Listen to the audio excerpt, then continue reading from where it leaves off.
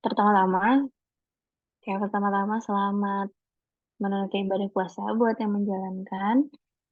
Semoga masih bisa ini ya, masih bisa merhatiin meskipun lagi puasa. Karena sebenarnya gue juga udah agak males masih gitu sih sebenarnya. Tapi lanjut. Oke, paling dari sini ada yang mau share dulu nggak soal progress capstone project kalian? Kalau ada yang mau share boleh. Sambil aku juga in parallel ngeliat capstone project kalian kayak gimana. Ada yang mau present kah?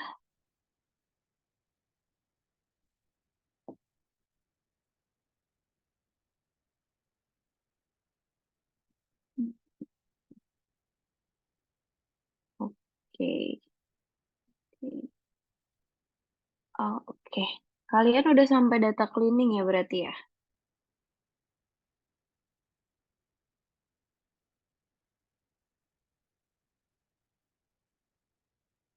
Oke. Oke. Coba aku lihat di query-nya. Oh iya. Oke, yang data cleaning jadinya kalian pakai Google Sheet apa mau coba di BigQuery? Yang BigQuery itu aku ingat ya, kayaknya aku punya utang buat ngejelasin soal ngitung IQR tapi di BigQuery.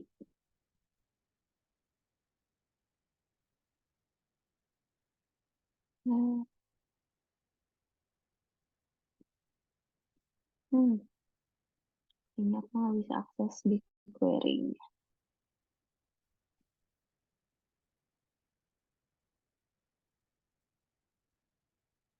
Oke, ada.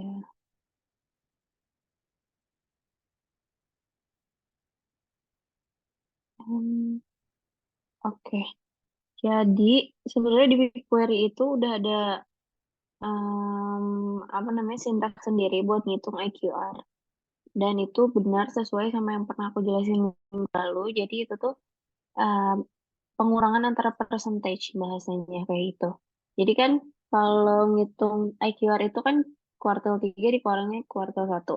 Nah, kuartil 3 itu sama dengan em, persental 75 dan kuartil 1 itu persental 25 dikurangin itu jadi IQR gitu sebenarnya.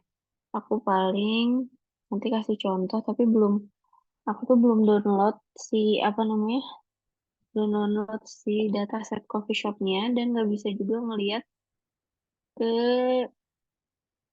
apa namanya BigQuery-nya kalian. Jadi paling kalau mau aku contohin aja pakai data yang udah ada sekarang karena sintaksnya tuh sama aja. Nanti paling kalian mesti adjust aja. Ntar ya, aku share terus yang orders aja deh. Nah, oke, ini aku, ya, ini aku share screen aja ya. Jadinya pakai dataset yang udah ada aja karena kayaknya agak ribet nih kalau misalnya harus um, download dulu.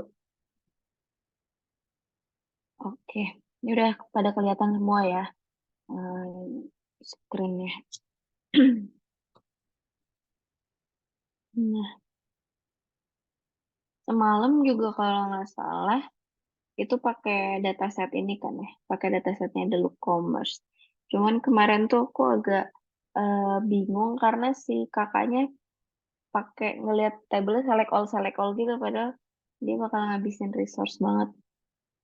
Oke, ini adalah si eh apa namanya sintaksnya buat ngitung IQR kalau di BigQuery sebenarnya.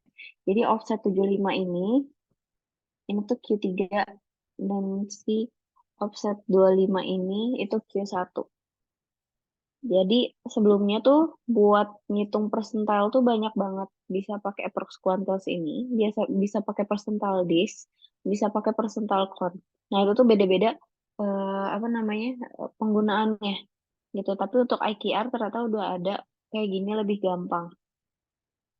Udah disiapin apa namanya? si sintaksnya. Kalian bisa coba pakai sintaks ini. Ini juga aku sambil ngeliatin lagi approx kuantil ini aplikasinya kayak gimana. Karena kan nggak bisa semua, apa namanya, nggak bisa semua sintaks BigQuery juga hafal. Apalagi ini tuh yang paling jarang dipakai buat kerja sehari-hari. Approx kuantil X is output from an Excel. Oke. Level output. Oke. As output stock level. Ini bukan ini. Oke. Box control. Hmm. Listing. Box control. Box control. X. X. Kenapa X? Percent of the number as percentile 90. X ini adalah si tabelnya. Berarti di sini kalau misalnya pakai tabel order, hmm, ini angka nggak ya? User ID nggak bisa. Buy orders items. Product ID, inventory, ship, delivery. Di sini nggak ada yang price lagi. Product. Ini ada retail price. Oke, retail price sama cost. Kita pakai retail price. Product.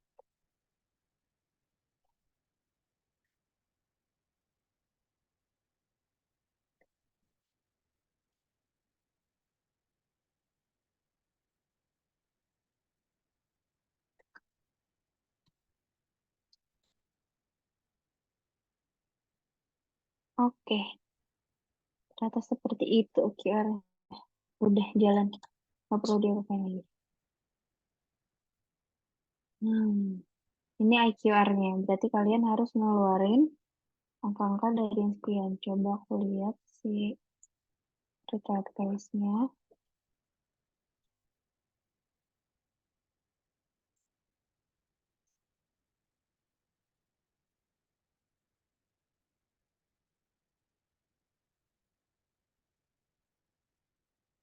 Oke, tadi kan si IQR-nya doang itu 45 sekian ya. Berarti outlier yang harus dihapusnya tuh kayak ini nih, retail price 54, 150, 199, kayak gitu ya.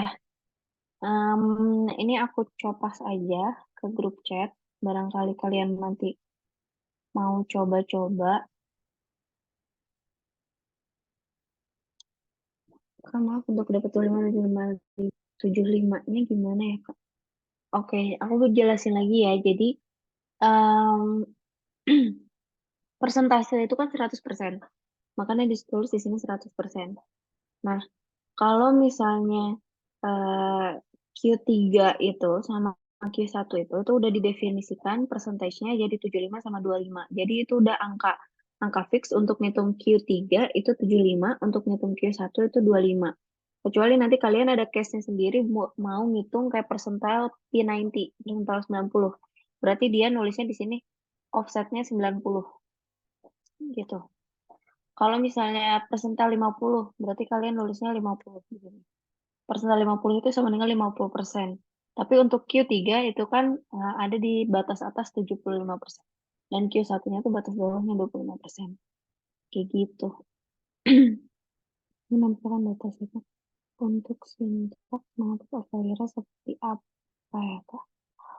Oke, berarti ini harus dikeluarin dulu. Jadinya kayak dibikinin, eh, ini kan aku cuma ngeluarin doang kayak gini ya.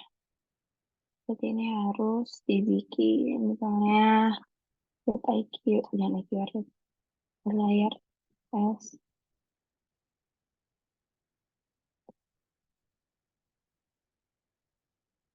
layar, terus select lagi.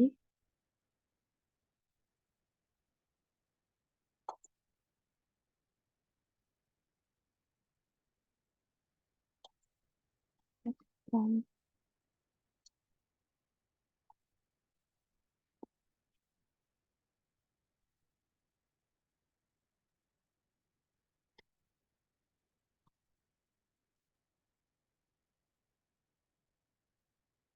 oh iya, outliernya juga harus di decide sih. Ini maunya per apa? Tapi bisa nggak ya semuanya dulu? Jadi bisa aja. Bentar ya.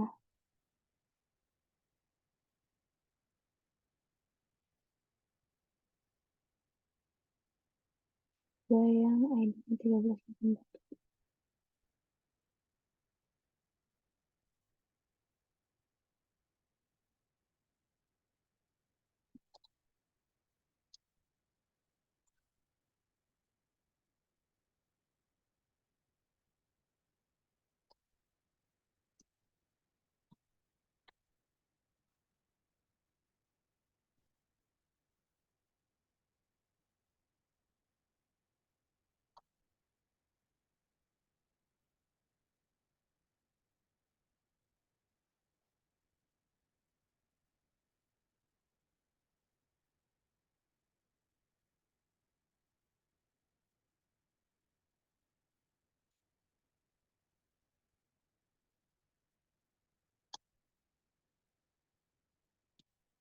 Ini aku lagi coba-coba dulu ya. Bentar.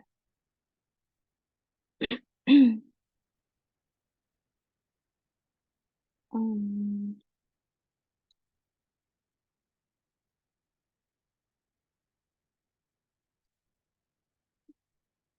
oh, box konser.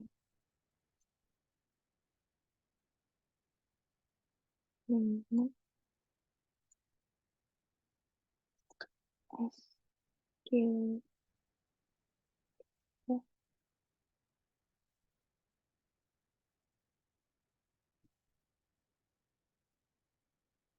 Lama.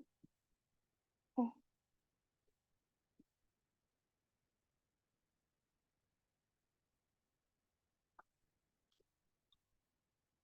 hmm,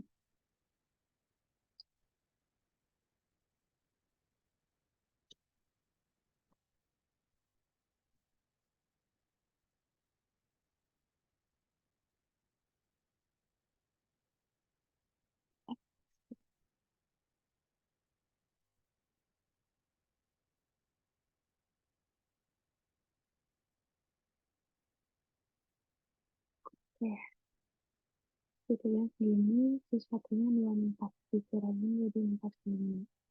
Berarti persental 75-nya itu atau Q3-nya itu maksimal di 0,9. Dari 106, satunya 24.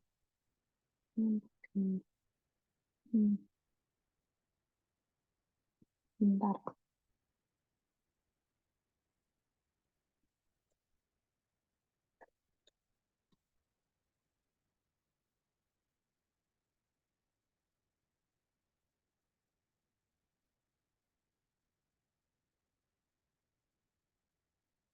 Ada yang ke standard deviation juga.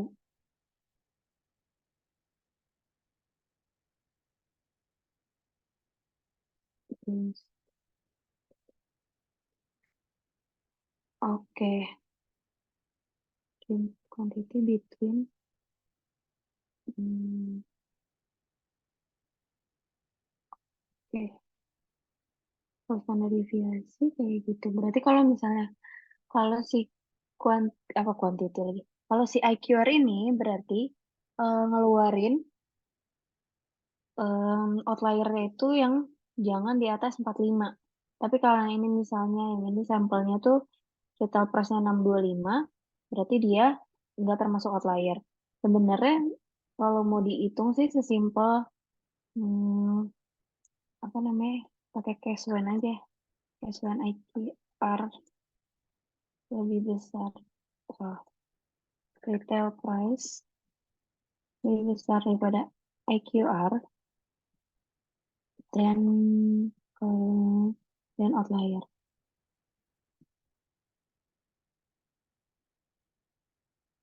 Outlier. Not an S is outlier.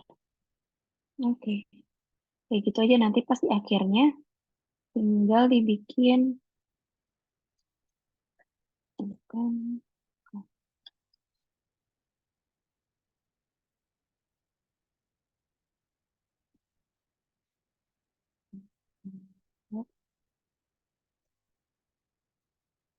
outlier is outlier. Hmm, gitu. Dari sini masih bingung nggak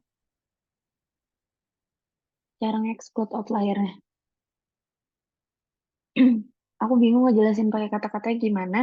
Cuman intinya yang pertama, kayaknya mirip-mirip kayak di Google Sheet juga. Kita define dulu apa Q3-nya, terus Q1-nya, terus baru kita hitung IQR-nya. Nah, terus di bawahnya kita lihat si angka-angka yang mau dihitung outliernya itu. Di sini aku pakainya retail price, makanya ngitung IQR juga pakai retail price. Terus diliatin per ID-nya itu retail price-nya sama outliernya. Kalau outliernya itu lebih, kalau retail price-nya itu lebih gede daripada IQR-nya, itu berarti dia outlier. Terus di paling bawahnya lagi, tinggal di-select aja yang bukan outlier. Gitu. Enggak sih, sebenarnya enggak satu baris aja. Kalau ini kan aku ngefilter dia cuman ID ini aja gitu. Karena yang di atas ini nih, aku ngitung IQR-nya untuk semuanya datasetnya. Biar cepat aja keluar resultnya. Takutnya aku nemu limit lagi. Karena kemarin sempat contohin beberapa case juga, terus total limit jadi nggak bisa ngerunning query. Gitu, jadi ini aku batasin satu ID aja. Ada lagi yang mau ditanyain? Aku sambil masuk screenshot kehadirannya dulu. Sambil kalian, kalau misalnya ada yang mau ditanyain. Oke,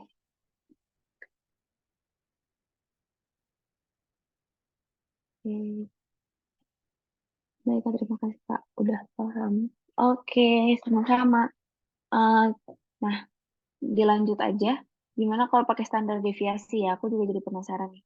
Kalau pakai standar deviasi, itu enaknya gimana? Ini 1,5 juga aku nggak tahu nih. 1,5 ini dari mana? Kayaknya ini udah hitungan standar deviasinya. Kayak gitu. Oke, dan up project. Mm-mm. Cost quantity step. Oke, oke ini dia bikin standar deviasinya, hitung standar deviasinya per tanggal. Tanggal, kriteria PT, join start itu depan yang bukan bikin up and down. Oke, kita coba ya. Ini cuma di average aja per tanggal. Hmm, di sini kita baru aja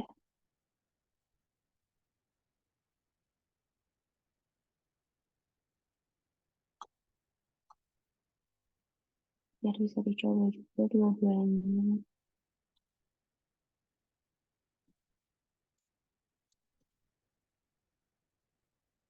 Ini tanggalnya pakai ini nggak ada tanggal. Ganti lagi tabelnya.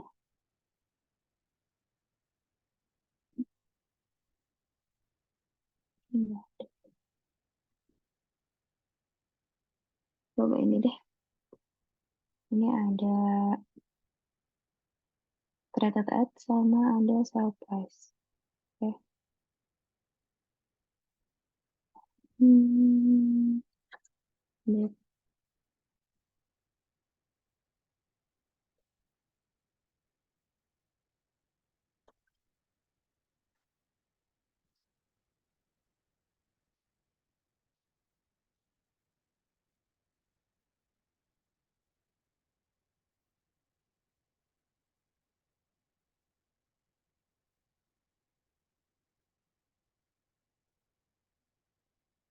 Mhm.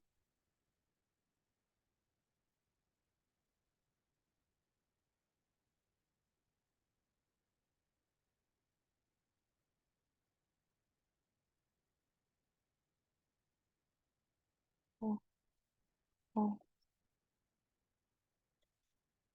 oh. Eh, enggak ada. Benar.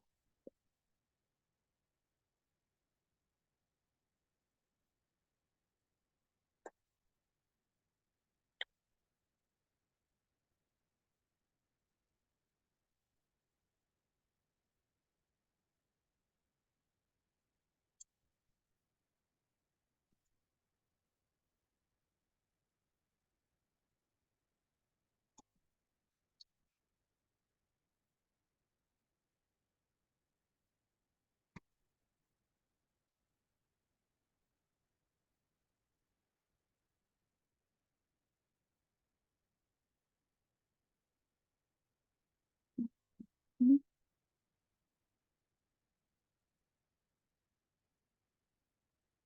ya pasti itu.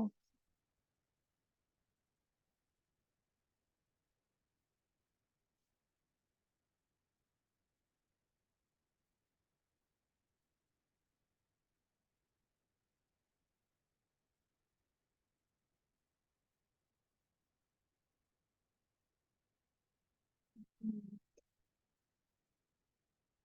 harusnya gitu.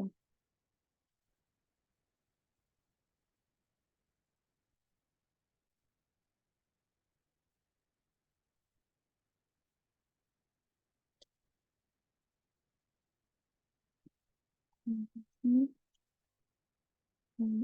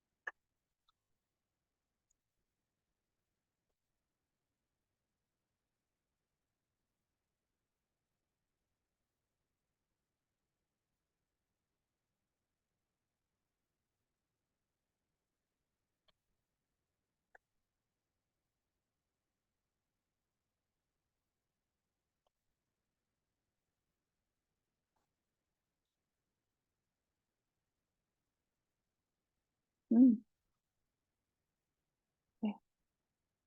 Ya, saya lihat deh ini ceban. Ya,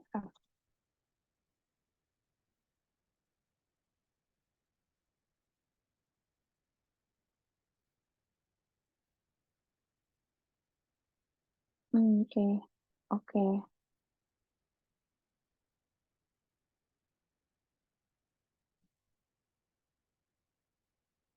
Kalau di sini aja,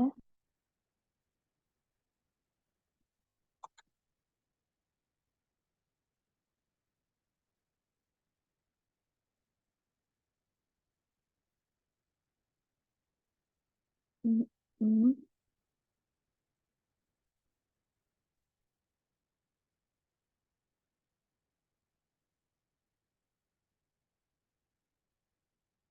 Mbak.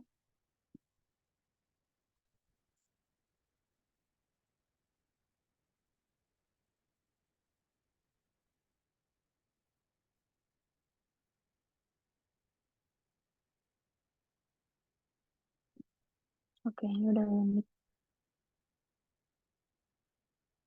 udah ngitung standar deviasi per hari. Jadi, per tanggal. Jadi standar deviasinya jangan sampai ada yang di antara down atau up ini. Down atau up ini kayaknya sama dengan Q3 dan Q1. Q1 dan Q3. Terus cara exclude-nya di bawah sini. Jadi udah pasti dia bakalan ngeluarin sell price yang di antara dua ini. Jadi di sini nggak usah dimunculin juga nggak apa-apa karena udah pasti ngeluarin outlier. Kalau aku pribadi sih kayaknya lebih gampang yang standar deviasi ini sih. Karena lebih masuk akal. Dia tuh udah ada calculation fixnya. Jadi nggak bisa diubah-ubah. Ini udah bener-bener fix kayak gini.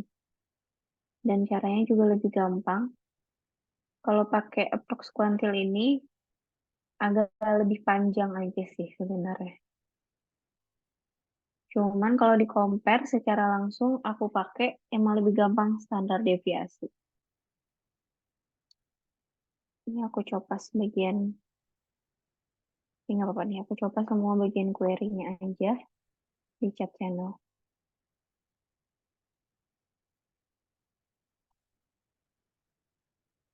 Ini standar deviasi. Nanti bisa langsung dicopas aja ya, takutnya nggak ke-save. Pas lagi, sudah kalah dari Zoom ya. Ini yang approx kuantil. Oke, boleh di-save masing-masing, nanti bisa dicobain juga abis mentoring ini. Yang mana yang menurut kalian lebih make sense buat ngeluarin outlier. Gitu. Oke, sampai sini ada yang mau ditanyain? Ya udah mau setengah jam ternyata kita nggak berasa. Ada yang mau ditanyain?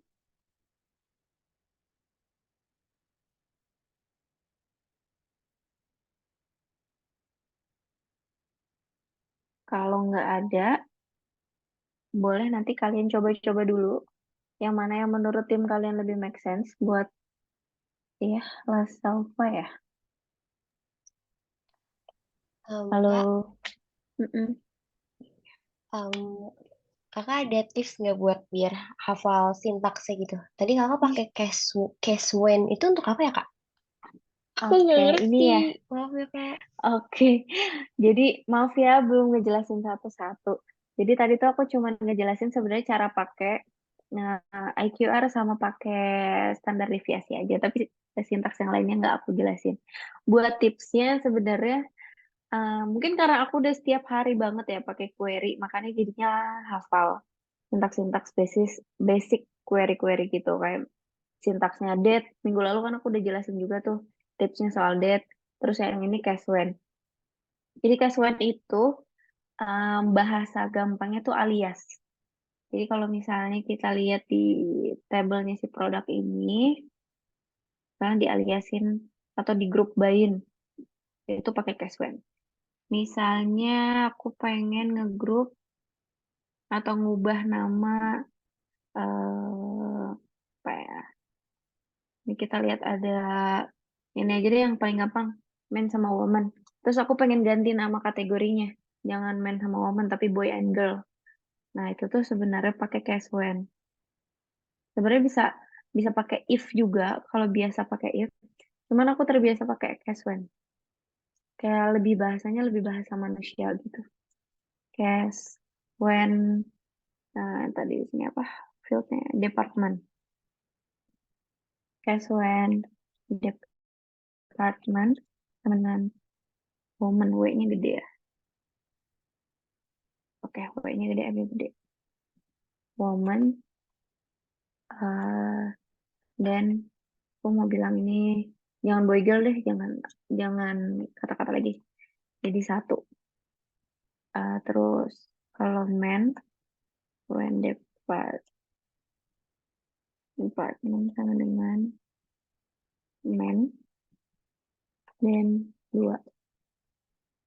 Terus and new February. Terus di atasnya dikeluarin department. Ini aku bikin listing aja biar keluar dikit.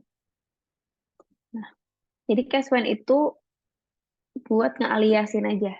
Tuh, new kategori 1, 2. Kayak gini, tadinya woman and man. Atau misalnya kategori yang lain juga bisa di kayak gituin, di cash when-in. Jadi nggak cuman ngerubah teks aja jadi angka, tapi juga bisa kayak yang tadi, misalnya di retail price ini ya. Retail price-nya coba kita bikin cash when retail price kurang dari 10 dan lower misalnya. Terus when retail cash ini mana dulu? When retail price-nya lebih besar dari 10, yang atas ini lebih besar kurang dari 9, and retail price kurang dari sama dengan 50 dan middle, else misalnya jadi above, karena ya di atas 50 aku sebutnya above aja. Rest ini kategori lagi, ini aku listing retail price aja.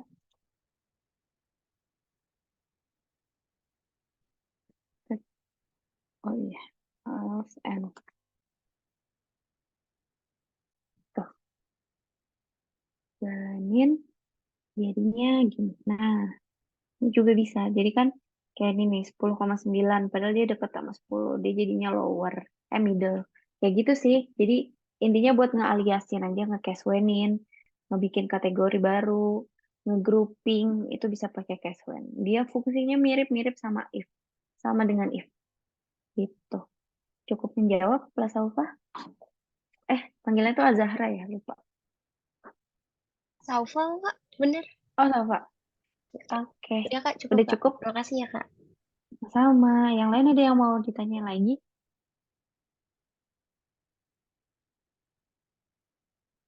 Atau mau nanya sintaks lain juga boleh. Kalau misalnya ada yang mau ditanyain lagi, sintaks-sintaks yang kayak kira-kira menarik, kalian boleh di-keep dulu, di-save dulu, terus nanti ditanyain aja pas mentoring minggu depan. Nanti aku bakalan share langsung gimana cara pakainya. Sebelum, aku nggak akan googling duluan, aku nggak akan nyari tahu duluan, barangkali aku juga nggak tahu kan, jadi kita nanti belajar bareng aja. Gitu. Paling dari aku segitu dulu. Um, ke capstone kalian makin lancar, nggak males-malesan, bisa ngejar, dan lancar pokoknya semuanya, puasanya juga lancar, masih minggu pertama.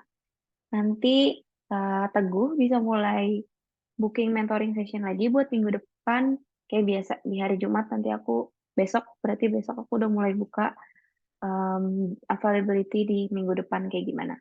Kalau kalian punya saran, suggested time, kira-kira pengennya mentoringnya misalnya di jam 10 pagi gitu, 9 pagi, atau di jam-jam di luar jam yang udah aku set di Calendly, kalian boleh chat aja dulu bisa atau enggak.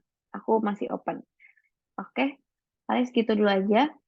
Thank you udah datang di mentoring minggu keempat. Sampai ketemu lagi di mentoring minggu depan. Bye-bye semuanya. Thank you. Terima kasih Kak. Terima kasih, Kak. Sama-sama.